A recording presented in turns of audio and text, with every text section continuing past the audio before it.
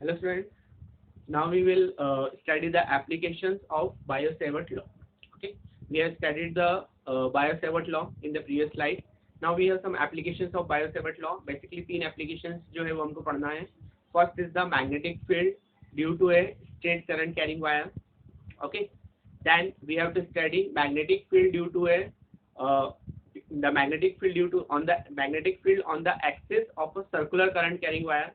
एक current career wire है जो कि सर्कुलर फॉर्म में है, तो उसकी एक्सिस पे मैग्नेटिक फील्ड निकालना है और तीसरा निकालना है. तीसरी एप्लीकेशन जो हम पढ़ेंगे that is the magnetic field at the centre of the circular current carrying wire.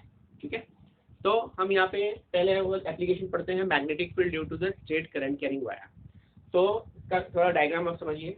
ये हमने लिया है एक current wire of infinite length.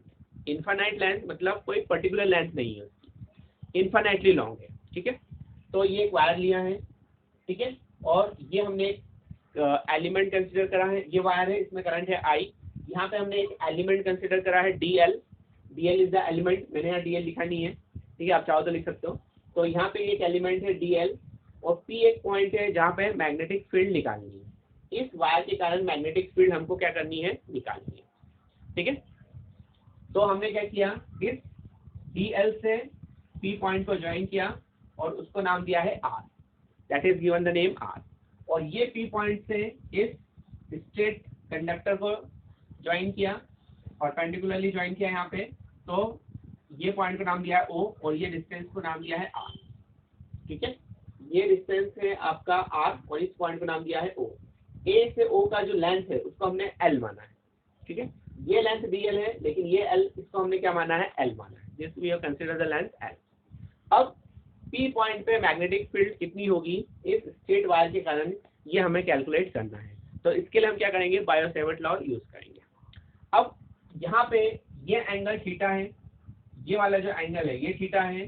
तो बताइए ये एंगल क्या होगा, ये एंगल होगा आपका पाई माइनस थीटा. ये एंगल होगा आपका, अंदर का जो एंगल होगा वो होगा पाई माइनस थीटा. तो अगर हम यहाँ पे लें, इसकी आप थोड़ी थ्योरी लिख लेना. लेट अस, जैसे हमने पहले लिखा था, let us consider a wire of length infinitely long wire and in which there is a current I and there is a DL is a small element. From this point distance we have considered R. Okay, let the angle is theta, so this angle will be pi minus theta like this. अब यहाँ से आप देखें तो यहाँ से sin pi minus theta कितना होगा. ठीक है, sin pi minus theta कितना होगा. sin क्या होता है, परपेंडिकुलर अपॉन हाइपोटेन्यूज. तो परपेंडिकुलर क्या है यहाँ पे, तो इसके सामने वाला परपेंडिकुलर हो जाएगा, ये हो जाएगा R और हाइपोटेन्यूज हो जाएगी आपकी स्मॉल r. ठीक है, ये परपेंडिकुलर होगा, ये हाइपोटेन्यूज हो जाएगी.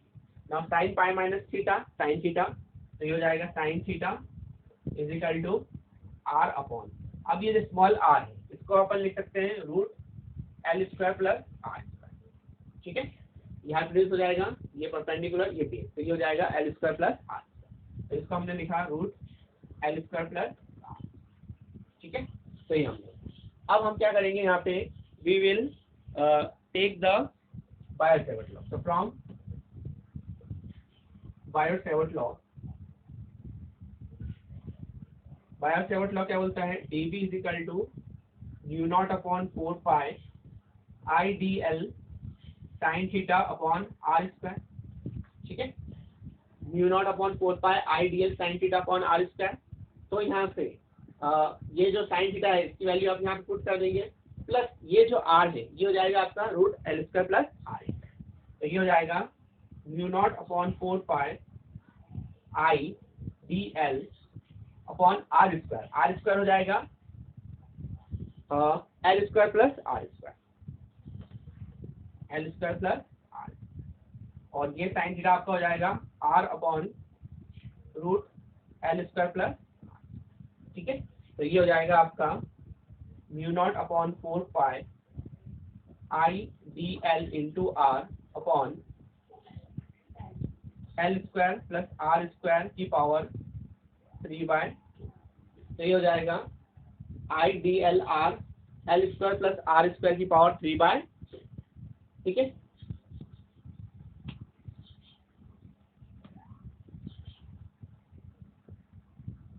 अब यहाँ से हम लेंगे इसकी limit, we will take the limit. So this is the small magnetic field.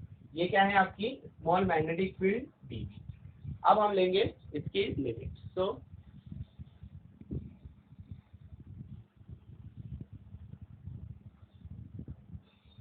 okay, so this will become integration of dv is equal to integration of. अब यहाँ पे जो जो चीज कांस्टेंट है उसको आप बाहर निकाल सकते हो यहाँ पे. तो यहाँ पे mu naught constant, 4 pi constant, I constant है यहाँ पे, डीएल कांस्टेंट, डीएल कांस्टेंट नहीं है, डीएल इज चेंजिंग, जो लेंथ है वो चेंज हो रही है, आर कांस्टेंट है. तो यहाँ पे हो जाएगा इंटीग्रेशन -इंफिनिटी टू +इंफिनिटी. ठीक है, क्योंकि ये वायर जो है इनफाइनाइटली लॉन्ग है. तो अगर आप नीचे इस ओ पॉइंट के नीचे देखें तो ये -इंफिनिटी पे जाएगा, और ओ पॉइंट के ऊपर देखें तो ये आएगा +इंफिनिटी. तो इसकी लिमिट क्या होगी, -इंफिनिटी टू +इंफिनिटी. ठीक है, ओके. तो पहले बाहर निकाल लेते हैं इसको अपन. Mu naught upon 4 pi I R into, फिर लिमिट लेंगे -infinity to +infinity dl upon L square plus R square to the power 3 upon, इसको दे दो आप इक्वेशन नंबर 1. ठीक है, तो ये आपका आया dl upon L square plus R square की पावर 3/2. अब हमको यहाँ पे dl की वैल्यू निकालनी है, L square plus R square की वैल्यू निकालनी है. तो इसको हम कैसे निकालेंगे, तो we will find it from the figure. तो ये हम फिगर से फाइंड करेंगे. अब यहाँ पे पुट L/R. अगर आप यहाँ से L/R देखें तो L/R क्या होगा, L होगा आपका बेस और R होगा आपका परपेंडिकुलर. अगर आप साइन पाई ये वाला एंगल देखें तो इसके सामने वाला क्या होगा, बेस, और इसके होगा परपेंडिकुलर. तो बेस अपॉन परपेंडिकुलर क्या होता है आपका, कॉट थीटा. तो ये हो जाएगा आपका कॉट पाई माइनस थीटा. ठीक है, तो ये हो जाएगा आपका कॉट पाई माइनस थीटा.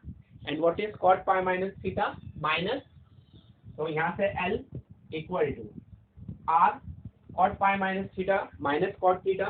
तो ये हो जाएगा माइनस कॉट थीटा. ठीक है, अब इसको हम डिफरेंशिएशन करेंगे थीटा के रिस्पेक्ट में.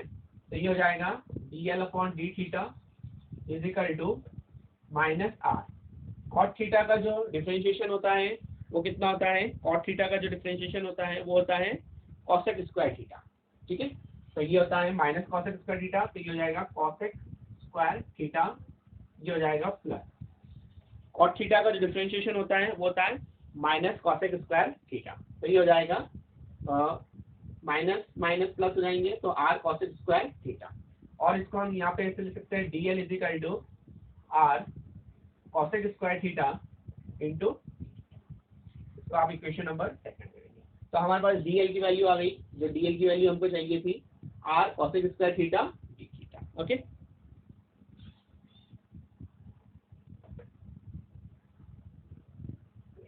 ओके. नाउ अब अपने को निकालना है L square plus R square की वैल्यू निकालना है हमको.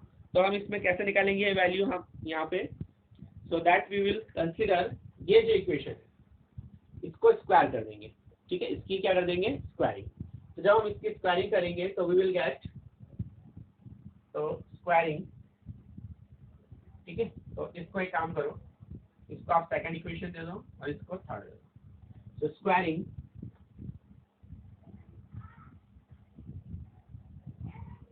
Equation second we get L square is equal to R square cot square theta.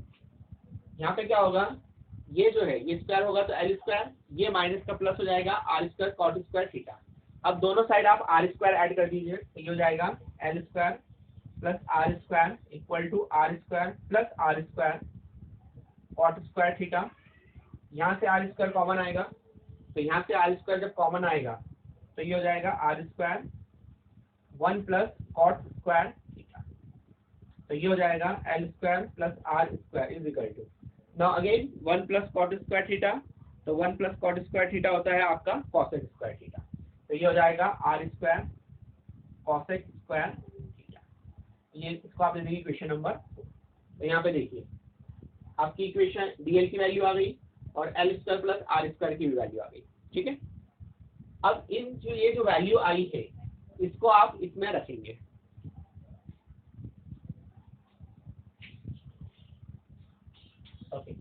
अब यहाँ पे आपको लिमिट चेंज करना है, क्योंकि यहाँ पे देखिए ये जो लिमिट है ये थीटा लेंथ में है और आपने जो वैल्यूज निकाली है काय में निकाली है, एंगल में। तो इसकी जो वैल्यूज है उसको अपन एंगल में चेंज करेंगे। Now here if L tends to infinity, theta tends to pi। Okay, यदि यहाँ पे L इंफिनिटी की तरफ जाता है तो थीटा की तरफ जाएगा, पाई की तरफ, और यदि L tends to minus infinity, theta tends to. अब यहाँ पे आपको ये चीज समझनी है यहाँ पे कि ये जो लेंथ है, ये जैसे लेंथ इसकी बढ़ते जाएगी तो ये जो है ये जैसे मान लीजिए एक यहाँ पे है तो ये आपने यहाँ से बनाया, तो अगर आप ये देख रहे हैं तो ये जो एंगल थीटा है, ये जो एंगल थीटा है वो बढ़ते जा रहा है, ठीक है। जैसे जैसे ये लेंथ बढ़ते जाएगी ये एंगल थीटा जो होगा वो बढ़ते जाएगा। तो थीटा किधर की तरफ जा रहा है, पाई की तरफ। एक कंडीशन ऐसी आएगी कि थीटा बढ़ते बढ़ते कितना हो जाएगा, नियरली इक्वल टू पाई, ठीक है। कितना हो जाएगा, नियरली इक्वल टू पाई। तो इसलिए हम लेंगे L tends to infinity, theta tends to pi. और जब हम नीचे का वाला केस लेंगे, जब ये जाएगा तो यहाँ पे आपका ये वाला जो एंगल होगा ये होगा एंगल थीटा, ठीक है। तो यहाँ पे क्या होगा कि जब ये लेंथ बढ़ती जाएगी तो ये एंगल थीटा क्या होता जाएगा, छोटा होता जाएगा। ये एंगल थीटा जो होगा वो क्या होता जाएगा, आपका छोटा होता जाएगा। छोटा होता जाएगा तो माइनस इंफिनिटी के लिए, काफी लॉन्ग लेंथ के लिए ये जो थीटा होगा वो किधर की तरफ जाएगा, जीरो की तरफ। ये वाला ऊपर वाला थीटा पाई की तरफ जा रहा है और ये जो नीचे वाला थीटा है वो किधर जा रहा है, जीरो की तरफ जा रहा है। इसलिए हमने लिमिट ली है पाई से जीरो। ये लिमिट हम यहाँ पुट कर देंगे तो यहाँ पे हो जाएगा आपका dv, ये dv का इंटीग्रेशन d हो जाएगा mu naught upon 4 pi I R 0 to pi dl। dl कितना है आपका, r cos square theta cosec square theta d theta divided by आपका ये हो जाएगा r square cosec square theta, r square, हाँ ये जो है 3/2 है, ठीक है। ये जो है आपका, अगर आप देखें तो ये यहाँ पे L square plus R square की 3/2 है, तो यहाँ से ये जब वैल्यू रखेंगे तो ये हो जाएगा r क्यूब cosec क्यूब, ठीक है।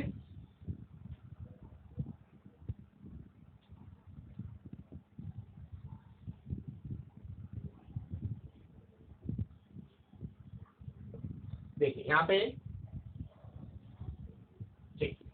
देखिए यहाँ पे हो जाएगा r क्यूब, क्योंकि स्क्वायर से स्क्वायर कैंसिल हो जाएगा तो यहाँ पे होगा r cube cosec cube theta. अब ये cosec स्क्वायर थीटा कैंसिल हो जाएगा, यहाँ पे बचेगा नीचे cosec थीटा। ये r, ओके यहाँ पे चलिए ठीक है, ये r से कैंसिल हो जाएगा तो ये बचेगा यहाँ पे स्क्वायर। अब यहाँ पे 1/cosec थीटा हो जाएगा sin थीटा। इस r स्क्वायर को बाहर ले लेंगे तो जब इसको बाहर लेंगे तो ये कैंसिल हो जाएगा, तो ये हो जाएगा b equal to mu naught I upon 4 pi r, क्योंकि ये r स्क्वायर बाहर आएगा तो ये ऊपर वाला एक r और नीचे से एक स्क्वायर कैंसिल हो जाएगा तो यहाँ बचेगा r, और यहाँ पे क्या बचेगा 1/cos theta, 1/cosec theta, 1/cosec theta sin theta, तो यहाँ पे बचेगा sin थीटा d थीटा। तो यहाँ पे बचेगा लिमिट 0 टू, यहाँ पे केवल बचेगा sin theta d theta, okay. तो यहाँ आपका बचेगा sin थीटा d थीटा। अब sin थीटा का इंटीग्रेशन कर देंगे और लिमिट पुट कर देंगे तो यहाँ हो जाएगा b equal to mu naught I upon 4 pi r। sin theta का इंटीग्रेशन करेंगे तो क्या आएगा, माइनस कॉस थीटा।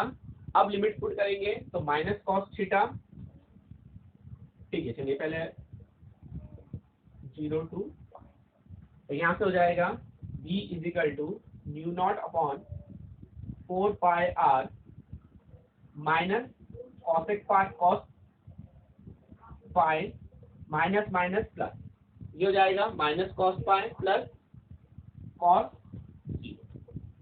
ठीक है। यहाँ पे हो जाएगा minus cos pi plus cos 0, ठीक है, ओके। अब यहाँ पे आपका कितना हो जाएगा,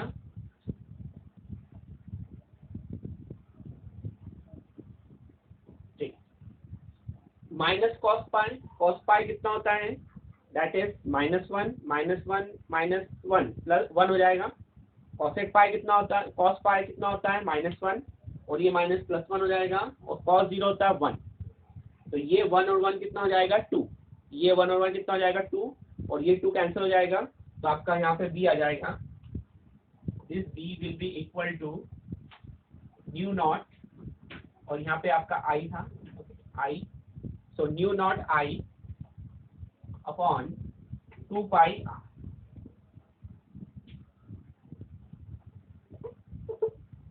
तो ये जो आएगी आपकी मैग्नेटिक फील्ड आएगी, that is mu naught i upon 2 pi, ठीक है समझ में आया। यहाँ पे ये 1 2 हो जाएगा, 2 से ये 4 कैंसिल हो जाएगा, 2 बचेगा यहाँ पे, तो mu naught i upon 2 pi r। So this is the magnetic field due to a straight current carrying conductor. अब इसकी डायरेक्शन निकालते हैं, इसकी डायरेक्शन क्या होगी, ठीक है। डायरेक्शन पी पॉइंट पे क्या होगी, तो उसके लिए हम यूज करेंगे right hand thumb rule. Right hand thumb rule क्या बोलता है कि if your thumb points to the direction of current, then your curl finger will point towards the direction of the magnetic field. तो अगर current ऊपर जा रहा है, यहाँ पे करंट ऊपर जा रहा है, तो मैग्नेटिक फील्ड पी पॉइंट पे कहाँ जाएगी, अंदर। अगर करंट जा रहा है तो मैग्नेटिक फील्ड किधर जाएगी, अंदर। तो अंदर के लिए आप क्या बताएंगे, क्रॉस, ठीक है, अंदर के लिए आप क्रॉस लगा देंगे। और अगर मान लो आपका पी पॉइंट यहाँ पे हो, तो फिर आपका जो आएगा वो बाहर की तरफ आएगी मैग्नेटिक फील्ड, ये, ठीक है। तो बस आपको क्या करना है, इसको डायरेक्शन बताने के लिए क्रॉस या डॉट का यूज करना है। तो ये फर्स्ट एप्लीकेशन है, magnetic field due to a straight current carrying conductor. Okay, so this is the first application of the Biot-Savart law.